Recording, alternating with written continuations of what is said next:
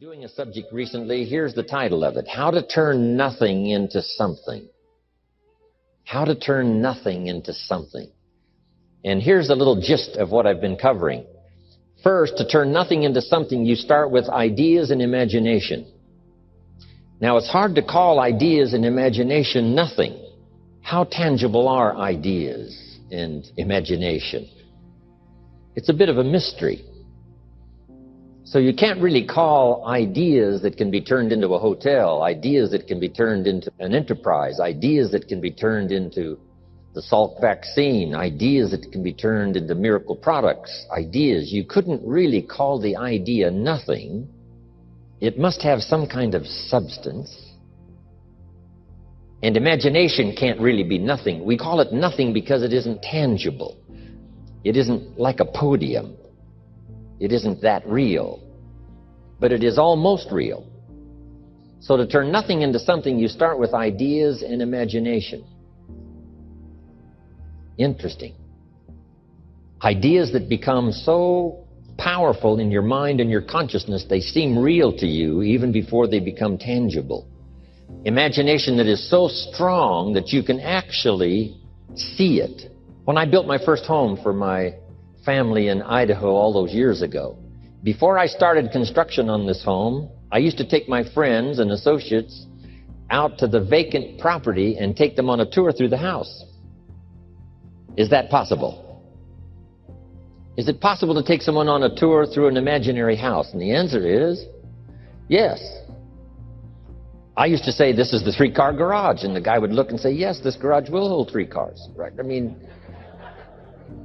I could really make it real, make it live. I would take them on a tour through the house. Here's the fireplace, and this fireplace is brick on one side and it's stone on the other side. I could make it real. Here's the rest of the house. Here's the kitchen with this view window. And they would look out the window as I took them on this tour. One day I made this house so real, one of my friends bumped his elbow on the fireplace.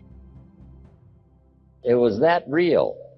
So imagination, we call it nothing simply because nothing in terms of being tangible, but it is so real it's almost real. So the first step is to imagine the possibilities. Imagine the possibilities. One of the reasons for seminars and sermons and the lyrics from songs and testimonials of others is to give us an idea of the possibilities. To imagine the possibilities. Now here's the second step of turning nothing into something. And that is to believe that what you imagine is possible for you. To believe that what you imagine is possible for you. And we become supported by testimonials that say something like, if I can do it, you can do it.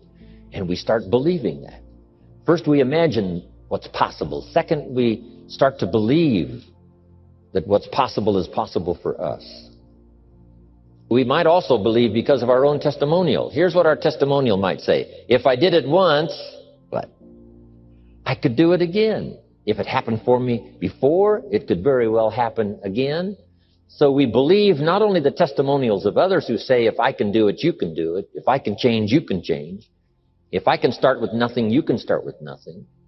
If I can turn it all around, you can turn it all around. Then we also have the support of our own testimonial. If we've accomplished something before, if we did it once, we can do it again. If we did it last year, we could do it this year. So those two things are very powerful. Now, they're not actual substance, although they're very close. One is to imagine the possibilities. Two is to imagine that what's possible is possible for you. Here's what we call that second step: faith to believe. In fact, one writer said this: faith is substance.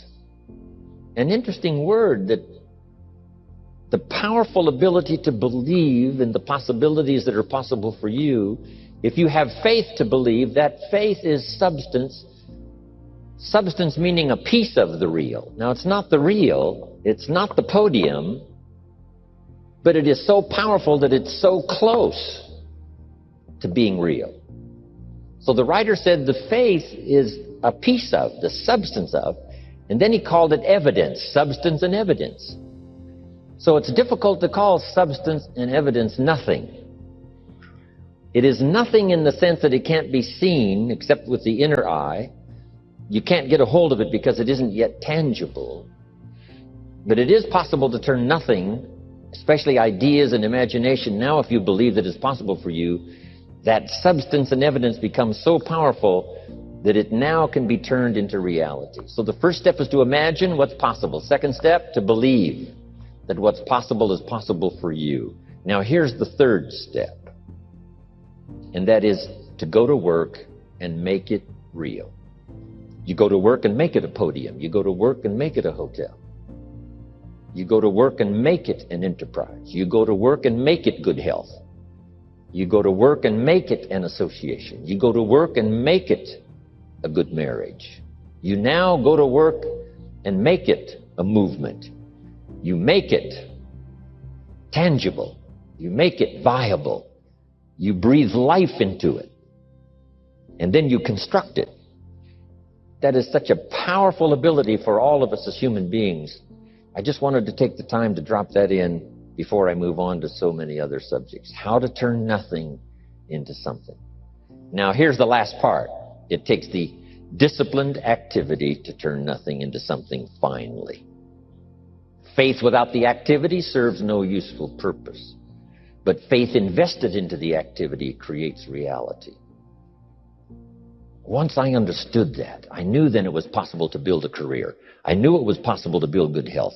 I knew it was possible to build a relationship. I knew I could participate in the constructing of valuable things, valuable enterprises, valuable things that would help and benefit other people. I knew I could be part of it, and I knew I could do it once I understood this formula. So here's the last part now. Appreciate now the disciplines that turns imagination into reality. Because without the disciplines, it doesn't work. The discipline is the last piece of the miracle process. The last piece of the miracle process is to do the work. To do the work of good health. To do the work of a relationship. To do the work of building this hotel.